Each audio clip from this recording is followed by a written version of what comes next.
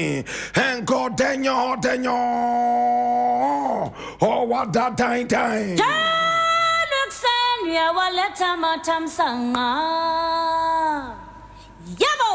This is the voice of the Patriot, where we speak truth to power. Now here we don't criticize, but if we must, we would only just do to uplift and never ever to destroy. We build, we don't destroy. This is the voice of the people, and the voice of the people is the voice of God.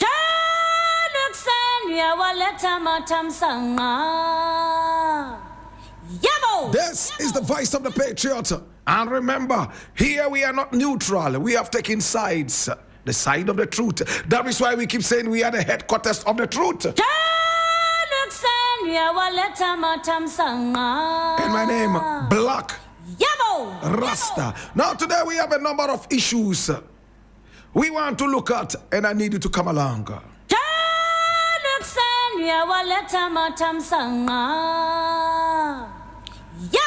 Now the very first story we are looking at today is taken from Ghana Web, and it says NDC journalist cries out over neglect. Says he will join pro-NPP station if offered big money. I take it again. NDC journalist cries out over neglect. Says he will join pro-NPP station if offered big money. And I read it. Now, popular Ghanaian broadcast journalist and outspoken sympathizer of the governing National Democratic Congress, the NDC, Ohiniba Buama Beni, has voiced his frustration over what he describes as neglect by the party he has long supported. Now, speaking passionately during a broadcast on TV XYZ, Ohiniba Buama likened his role in the media to that of a professional footballer, emphasizing that loyalty has its limit when survival and well-being are at stake. Now, as long as I am a media personality, I am like a football player. If I play in your team and I am not happy, I will go to another team which is your opponent and play there and take good money. He said he expressed disappointment in the NDC government, accusing it of treating him as an outsider despite his vocal advocacy. Now, according to him, he expected better recognition and support from a government he consistently defended, especially during its time in opposition. Ohiniba hinted at the possibility of switching allegiance if a better opportunity arises, even if it comes from a media outlet aligned with the opposition New Patriotic Party. He specifically mentioned Wuntumi TV or radio and Asasi Radio as potential destinations should they make an enticing offer.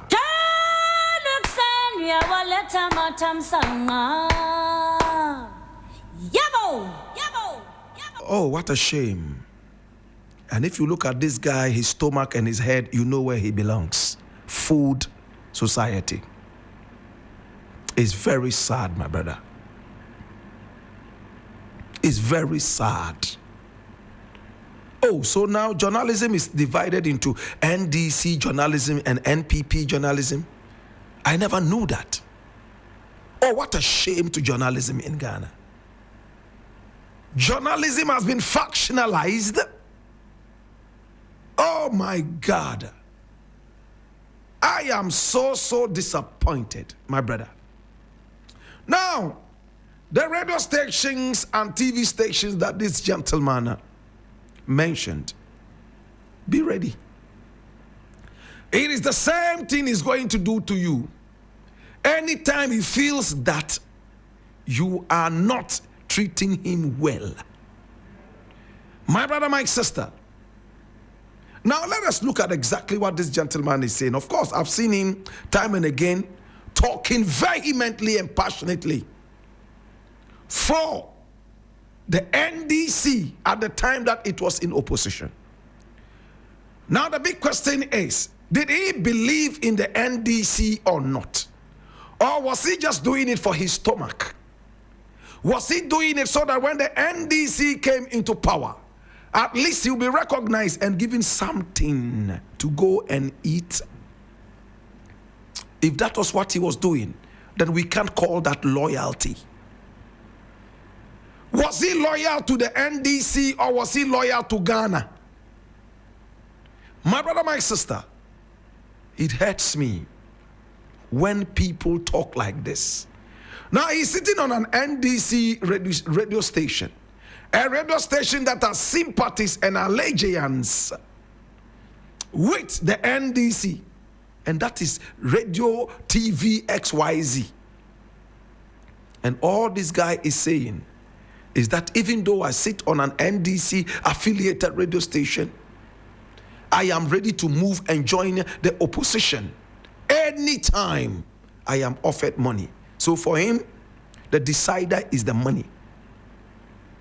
My brother, a man like that is very dangerous and useless.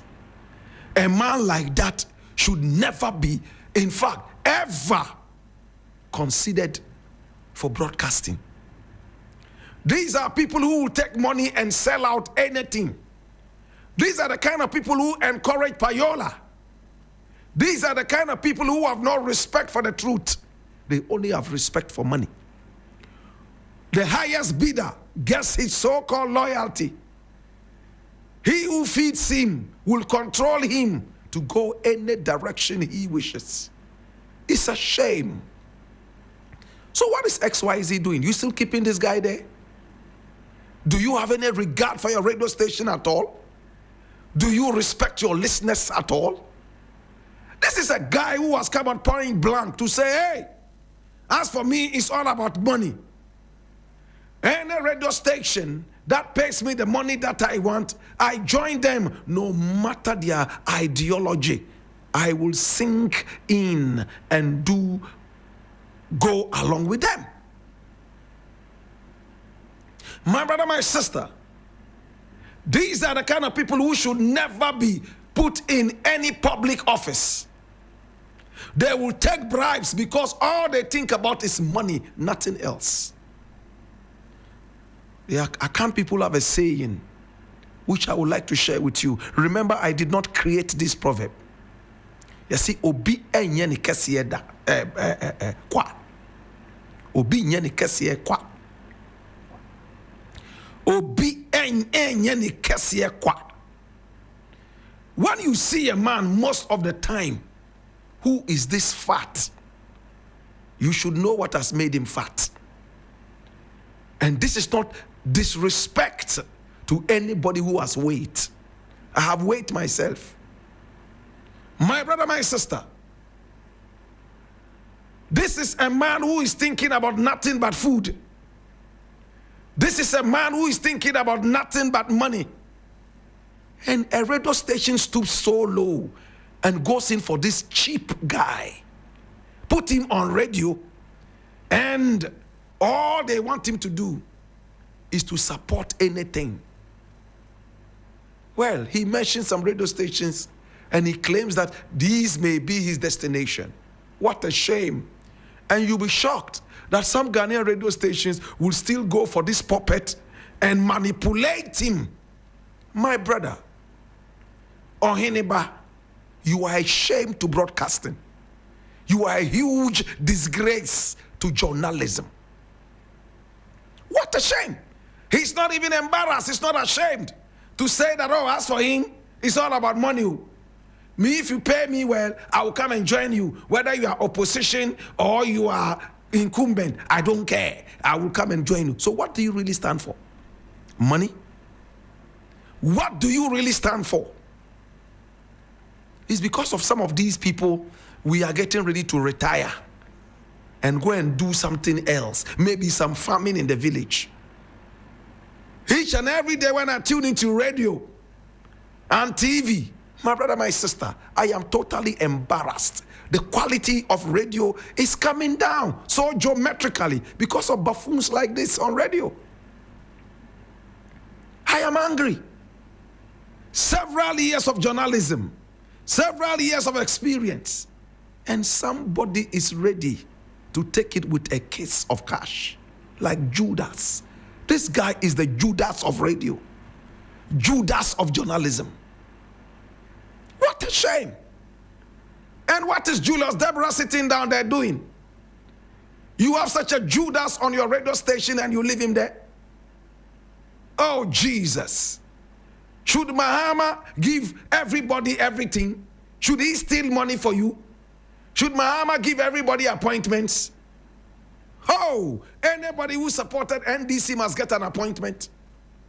Anybody who coughed in one way or the other, my brother, my sister, should get an appointment. No, sir. It doesn't make sense. A lot of them who used to be our friends coming here day and night, my brother, my sister, whilst we strategize to bring them into power. Today, when you call them, you don't get them. But we pride ourselves in the fact that we supported Ghana and not the NDC. We pride ourselves in the fact that we supported the truth. Remember, we said we are not neutral. We have taken sides, the side of the truth. So if I know I am on the side of the truth, if I know I am on the side of Ghana, why should I be perturbed if a mere political party does not give me an appointment? If a mere political party does not put something on my table? It's a shame. Please, Julius Deborah, kick this buffoon out as soon as you can. Or else, it tells me what kind of radio station you are running. And it tells me what kind of journalist you are employing. I leave it here. If I mean to talk about this, my brother, I will become like this guy.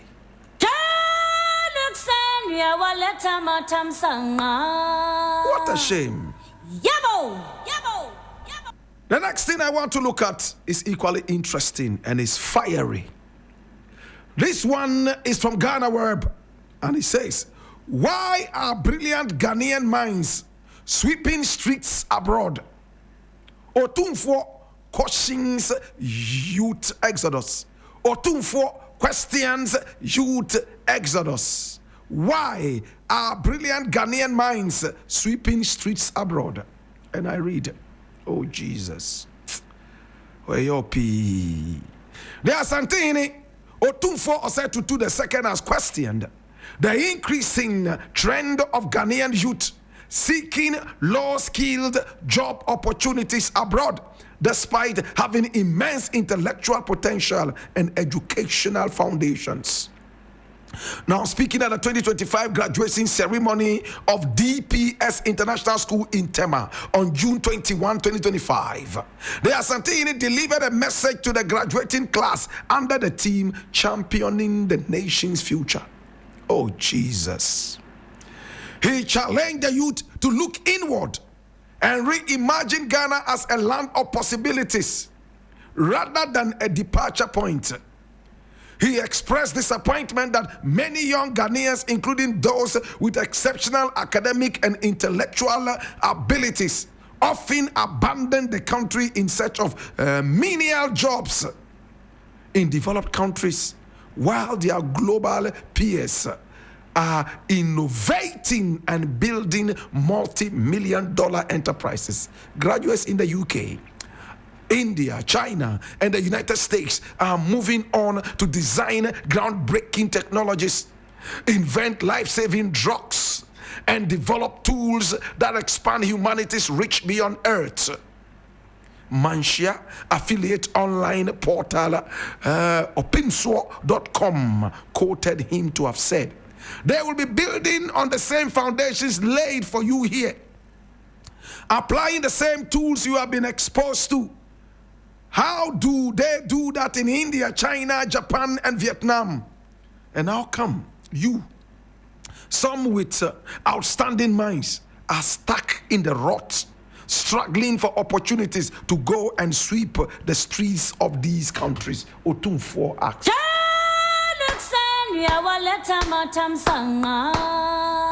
Nana piao. Yabo. Piao, piao.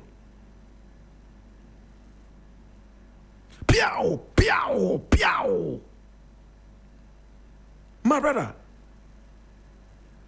in fact, one of these days I may have to make it to Manshia and seek the blessing of the Otumfo to be able to champion my patriotism dream. In the next 5 years, I want to see every Ghanaian die for Ghana. At the same time, I want to see every Ghanaian in the next 5 years live for Ghana. Hey, I'm speaking paradoxically. In fact, I am speaking proverbially. Now, if you can live for Ghana, you must also die for Ghana. We must start by dying for Ghana. How do we die for Ghana? We have to sacrifice, and sacrifice is equivalent to dying for Ghana, because you will go hungry. Some of us will be slaughtered like we were slaughtered before we got our independence. Some of us will be sacrificed, my brother, my sister, in blood sacrifices in order to free our nation from economic bondage and suppression. My brother, Otumfuo has asked a very important question. And he was speaking at the graduation of his son, Kwame Chirichie. Now, Kwame Chirichie is going all the way to North Carolina to study astronomy. Remember, I did not say astrology. I said astronomy.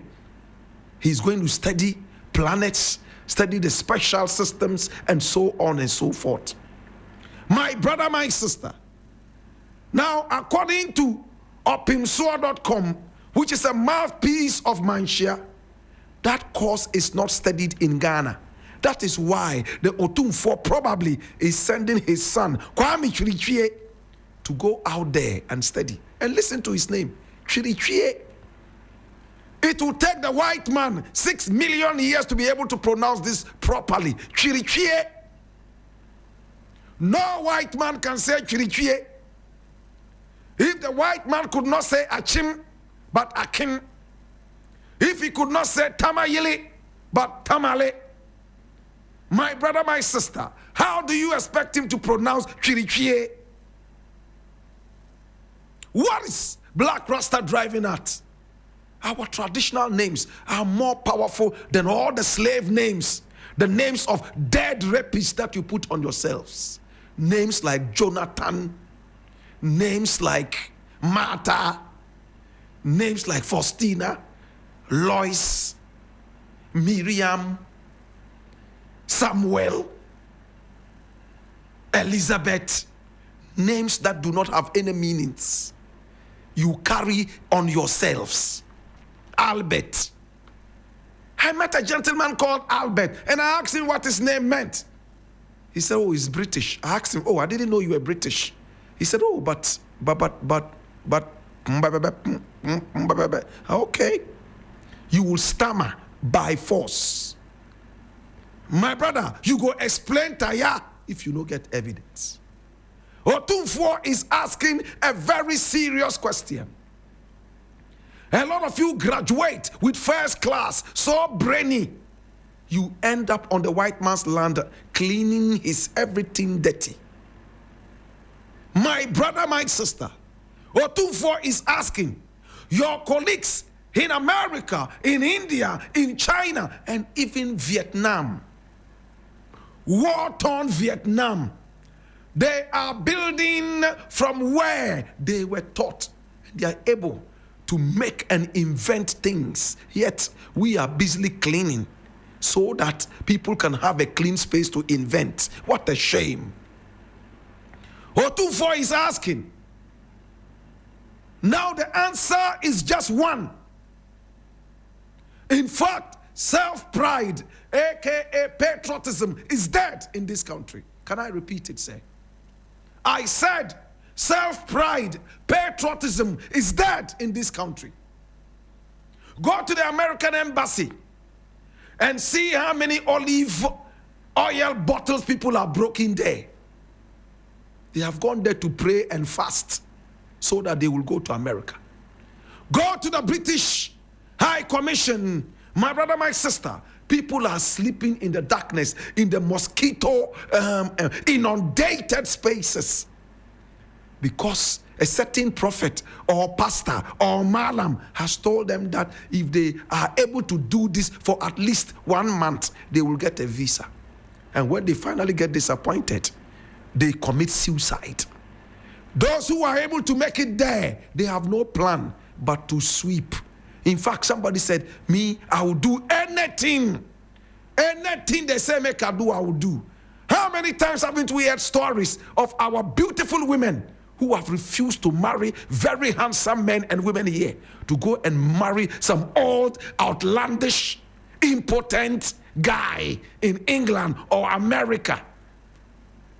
Some of them even sleep with dogs in order to get something. Why? Is it a curse to be Ghanaian? Is it a curse to be African? Or Otumfuo is asking, what is the problem? This is what I've been championing all these years. Self-pride. My brother, my sister. Today, when you even wear an African print, they see you as a fetish person. They see you as an old, outlandish, outmoded, archaic thinking person. True or false? My brother, where your own fabrics become a curse, you can't even eat your own food with pride, then it is a shame. We are astronomically running back into slavery. How many young ladies would you take out on a first date and they will tell you, let's go and eat bangkong and fufu? No, they want to go to a Chinese restaurant. They want to go to a European restaurant. They want to eat pizza. Yes, they want to eat lasagna. They want to eat food whose names I cannot pronounce. They are wearing nails and putting things on their hair to get closer in terms of looks to the white woman. Hallelujah. As for the men, they have long gone into the doldrums of slavery. Everybody is wearing a gay designer wear. My brother, my sister, walking around in town like caricatures from hell. Hallelujah. Otumfuo is asking, what is happening? Of course, our leaders have also sold us out. With all the gold and the diamonds, we are still going cap in hand. At this point, I want to thank the Mahama government. Since they came into being, albeit about 6 months ago, they have not talked about borrowing. That is the government I want to see. The dollar rate has gone down. At the same time, Ghana is becoming the independent nation that is supposed to be. And idiots will sit somewhere and say, he has not given me an appointment. I supported them when they were in opposition and they are not giving me anything. Get away! Get out of here! They are not happy that the nation is progressing. How can the nation progress when I am sitting here and my belly is not full? They want too much recognition. It's sad. They are never people who want to work behind the scenes. Otumfuo is asking a very important question. Why are our wonderful brains out there sweeping and cleaning the streets of the West? This is a question we all must answer. My brother, my sister, in the president's office, you see the photograph of the president. If I were president, every office in Ghana, aside the picture of the president, please, let us have the photos of some of the gory scenes in our country. The Dumso, the dirty Koligono beach, the dirty beaches we have here, the hungry people, the sick people. Let's have their photographs in every public office, at least 2 photographs. When we look at those photographs, we will remember that we have work to do. But if we look at a smiling president, it doesn't tell us much. A smiling, well-fed president, he doesn't tell us much. Yes, that's the leader of the nation. Put the photograph on the wall. It makes sense. But also put the pictures of the hungry ones. Put the pictures of the Nkwanta people who are being shot on the streets. Put the people of Boku who are shooting and killing each other in Boku on the walls of the public offices. So when we look at them, we know that we have work to do. How many people understand what I'm saying? Otumfuo has asked a very important question. It's not like we don't know. But Otumfuo is asking us, have we gone into this? Students go to study in America, and when they finish, they don't want to come home. In the days of Kwame Nkrumah, they rush to come home and, in fact, flaunt their new knowledge. Not now. People are running helter-skelter through the deserts, being shot by Tuaregs, all because they want to enter Europe.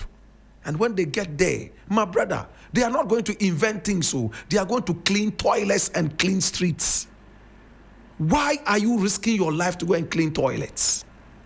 Don't we have toilets here for you to clean? Don't we have streets here for you to clean? And when you talk to them, it's shocking. You know what they say? They say, oh, say I had the obenyaska. Say obe pra ahakra jiska kra chen doctor ewo Ghana. Doctor kra Ghana ayin fa no onya.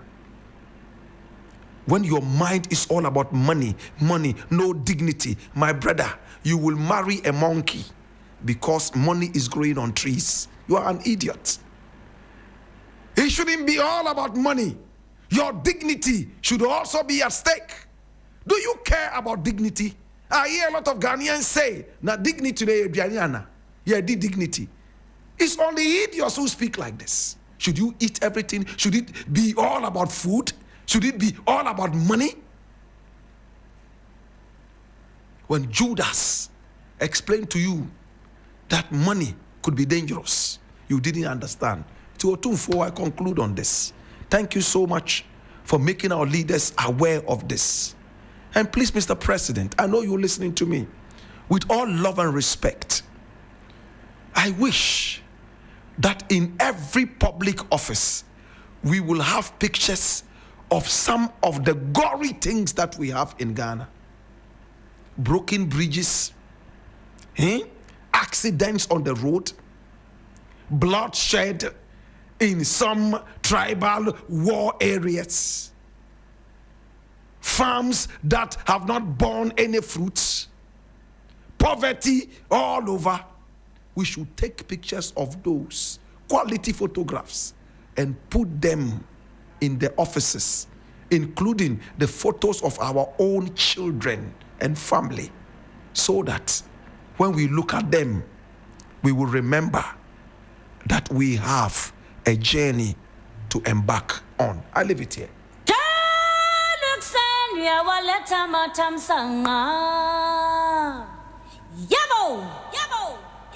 The final story I want to look at, even though I'm not too interested in looking at it, is this one here, and I need you to come along. It's quite historical. What CIA documents say about Kwesi Saki's role in Kwame Nkrumah's overthrow? And I read. Now, President John Dramani Mahama recently disclosed that the Central Intelligence Agency of the United States of America was responsible for the removal of Ghana's first president, Osajifo Dr. Kwame Nkrumah. Now, speaking at the 68th Independence Day celebration at the Jubilee House on March 6, 2025, the president revealed that declassified U.S. intelligence documents show the CIA orchestrated the coup that ousted Nkrumah while he was out of the country. Now, the verdict of history is now loud and clear. Declassified documents from the United States archives reveal that this was a coup inspired and engineered by the CIA, he said. Now, a Ghana web search of the CIA archives uncovered two documents that reference Dr. Nkrumah's foreign minister, Dr. Alex Kwesi Saki, who had been accused of betraying Ghana's first president to the agency. Dr. Kwesi was allegedly paid by the CIA and promised the presidency in exchange for his role in facilitating Nkrumah's removal.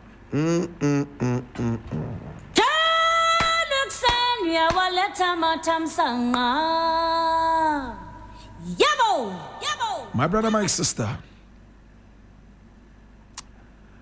we have talked about this before in the African history class.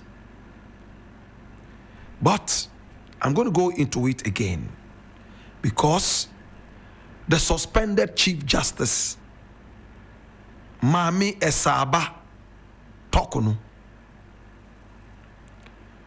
has come out to say some things that also roped this man in. The man called Alex Kwesi-Nsaky. How many of us remember that we've talked about him in the African history class before?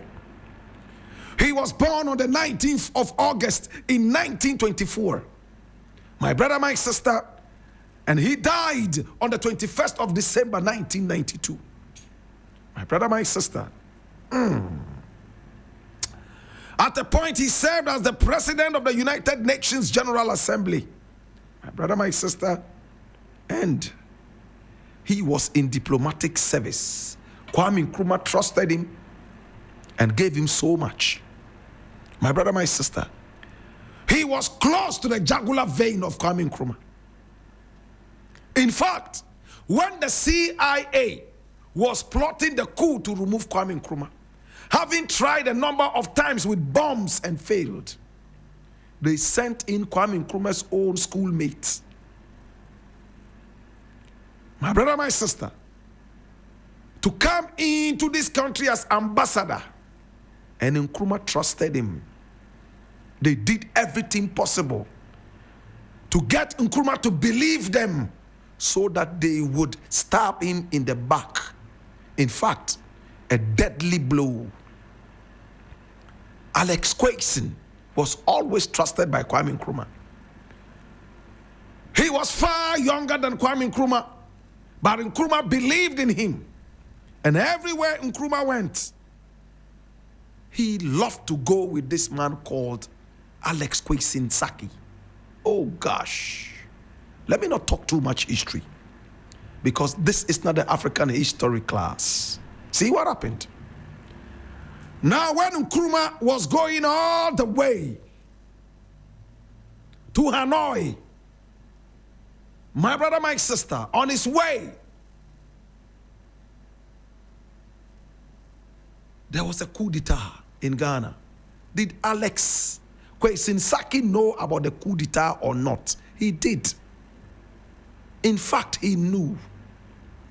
He knew that the police boss was part of it, and some other side people, including the army.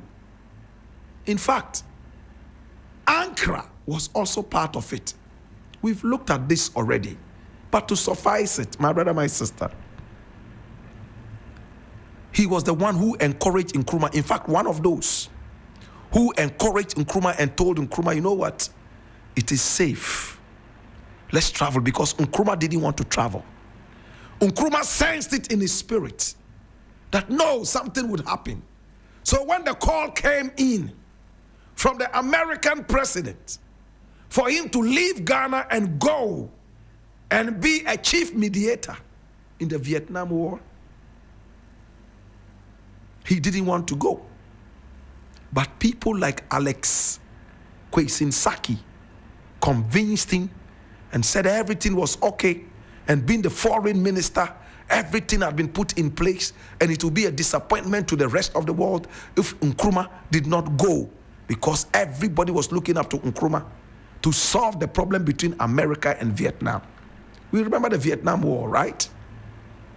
So Nkrumah left. But before Alex Kwesi did this, he had been promised, as we now see in this declassified files, the presidency. They told him, you know what? If you help in removing this man, we will make you the next president of Ghana. Not knowing all along, as he was working with Nkrumah, he had presidential ambitions. It's not a problem to have presidential ambitions, but it is a problem if you want the man who has appointed you to serve under him and help his presidency grow out so that you will be president. Not even at the end of his tenure. You want him out. My brother, long story cut short, they flew out and there was a coup d'etat. And as president, my brother, my sister, as president of the United Nations General Assembly, Nkrumah said, you know what, Alex, rush to Addis Ababa, rush to the OAU and tell them what is happening so that they will rally behind us and restore us to power. Alex said, okay, I will do that, Mr. President. You know what he did?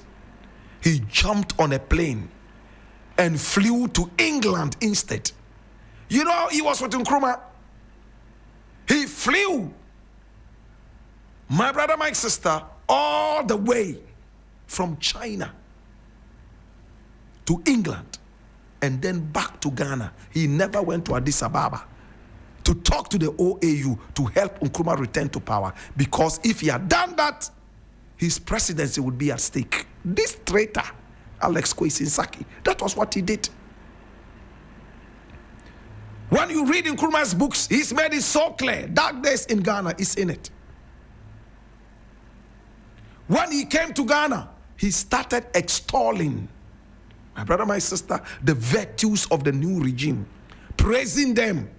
Nkrumah, Kotoka, and all of them. He started, in fact, pushing them, saying how well they had done.